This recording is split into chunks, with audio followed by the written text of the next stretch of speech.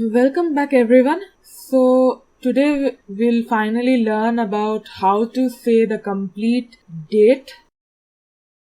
So here is the formula for mentioning the complete date. Usually it is in the form of year, then month, then day of the month, then day of the week. For example, if the year is 2020 and it's the month of July and it's the 11th day of the month and it's Saturday, then it would be mentioned in Japanese as the numbers along with their kanji characters. Numbers are usually used in Roman so that there is a clear distinction between the year and the months, etc.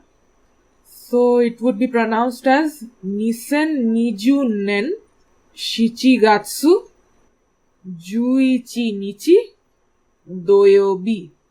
So the year is 2020, so it is said as Nisen Niju Nen, the number with suffix nen.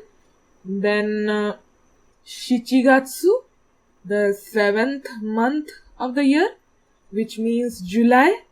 Then Juichi Nichi, which means the 11th day of the month. And finally, Saturday, which is said as Doyobi. And that's it for today. Bye-bye.